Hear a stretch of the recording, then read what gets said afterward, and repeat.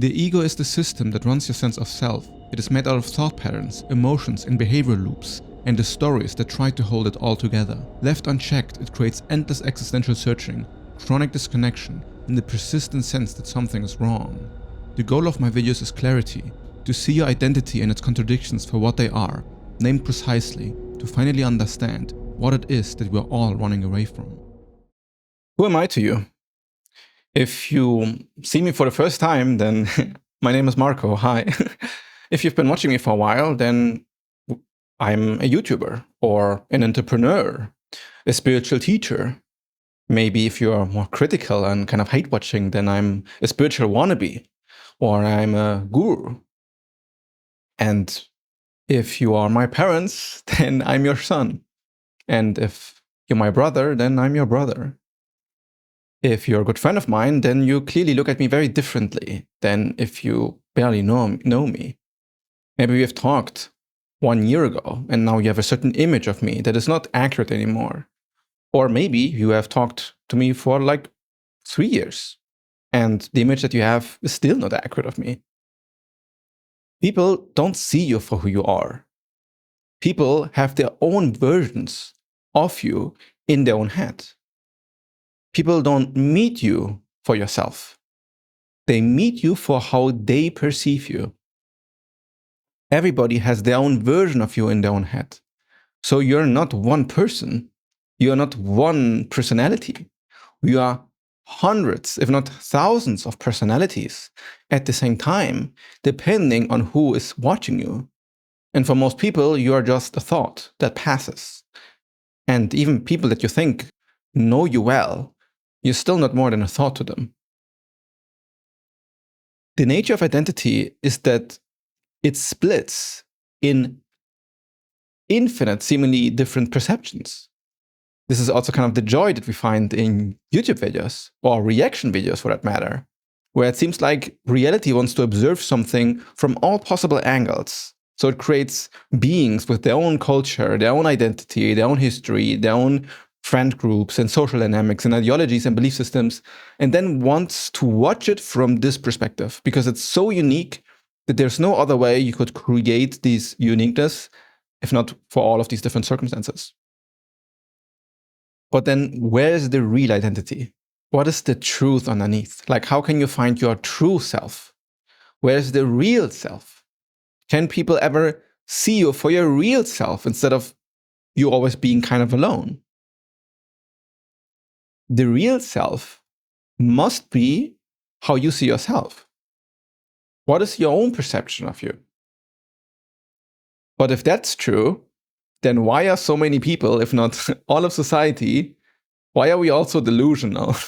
If we see the real us, then why is the ego full of delusions and vanity and insecurities and limiting beliefs and ideologies and clinging and belief systems? If the way you see yourself was the real you, then there shouldn't be any of it. It is as if there's something blocking you. No, just like that. There's something that's blocking you. It's like there's a veil behind or in between your eyes, and it is shifting how reality is being perceived. For once, we are very focused on what we are thinking, and it's like we are stuck in this kind of stream of thoughts. And in this in-between, we feel like there's just this mind that narrates us. And then a lot of people get this perception, if not, again, almost everybody, gets this perception that they are their thoughts. And not thinking is not really an option for most people. It doesn't even occur to most people to observe their own thoughts. It's just you're so enmeshed with them that you feel like you're identical to them. And it requires some insight to notice that no, you can actually observe your thoughts. And if the thought is something that you can observe, then how could it be you? Something is observing it. So there's kind of like a detachment from it. But then you can apply this detachment to everything you perceive about yourself. There's nothing about you that you can't observe.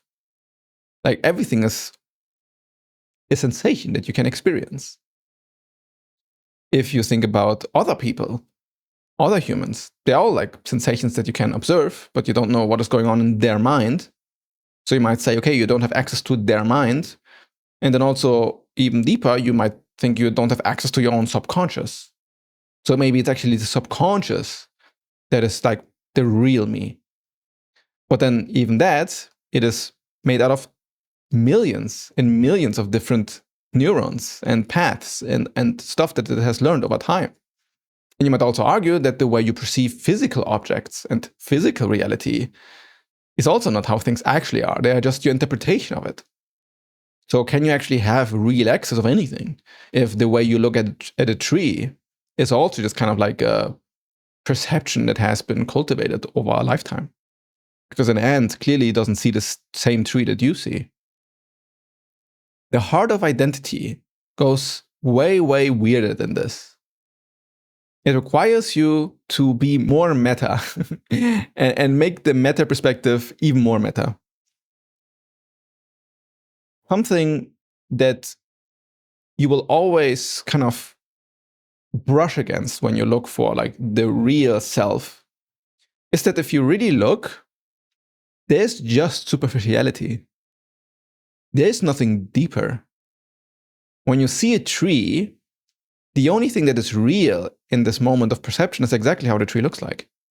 And you can imagine in thought that there's some other type of tree if you were an ant, but it doesn't really change what is happening when you just look at it. The same way you can imagine all of these different perspectives that people have of you, how people judge you and criticize you and think of you badly, and also think of you positively and admire you and aspire you.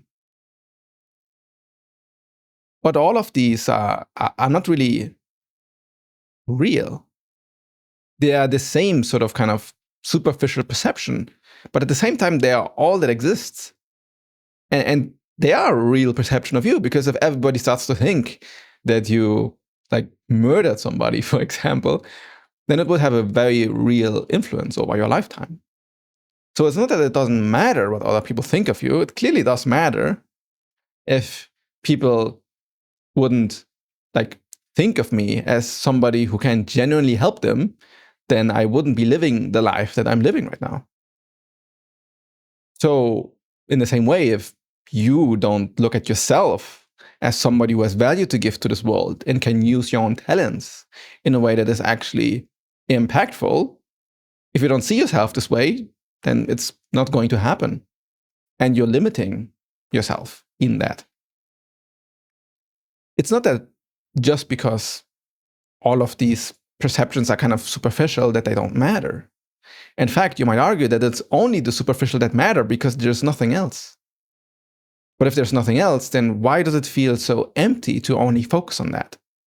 To kind of seek these superficial layers of validation from other people? It's because there is something deeper that is not just superficial.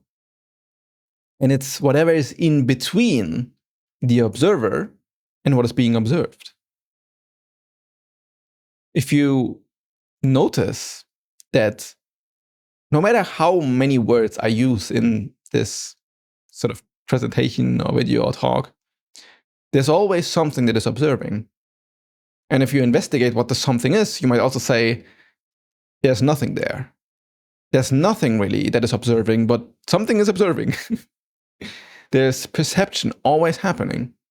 And this perception represents itself exactly how it is. Like in the sense that when I feel something, the perception of this sensation is what this perception is. I can imagine it into something else. I can think about it in some other terms, but it doesn't really change the thing. It changes the focus of the thing. So at the end of the day, the closest that you can ever get to the self is the watching. It's the perception of whatever is being perceived. And when you investigate that, then all of a sudden, everything starts to make more sense. And you see that there's something in between interrupting the communication between the clear observation of things. And this interruption can be internal, like your thoughts distracting yourself, or external, somebody wanting your attention or something wanting your attention. And then distracting yourself from yourself.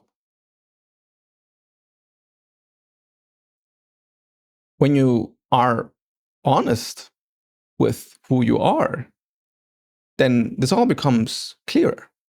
And you're not so dependent anymore on what other people think of you, because you have your own way of looking at yourself, your own way of seeing yourself. And it shines with immense clarity that you know who you are because you've accepted it. You know that not everybody is going to see you for you, and maybe in some way nobody can see you as much as you can. But if you meet yourself as honestly as possible, you can find the people that also will meet you as honestly as possible. And in this interconnection, there's something that feels truly authentic and deeper than just the surface. And then it doesn't matter how many different perspectives there are. Or better said, all of these different perspectives are valid on their own. They all carry their own meaning and their own truth and their own significance. And they also all form part of whatever perception the person has that perceives it this way. Everything is included in existence. Nothing is being excluded from existence. Everything is being integrated into a holistic world. And every one of us carries a little piece, like a little shard of the whole picture of reality. And some shards are clearer than others because they have cleaned up their internal clutter or muddiness. And now everything shines through it without the interruption of its own mud.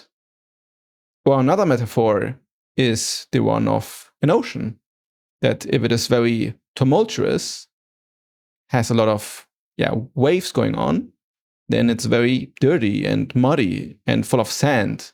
And when you try to look down to it, you can't. And when the ocean quiets, thoughts move away, and everything is stiller, then you can see your own reflection well on the ocean.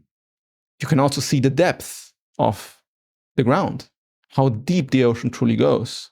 And you can also see the sky upwards. And everything is being seen for how it really is, although nothing really changed.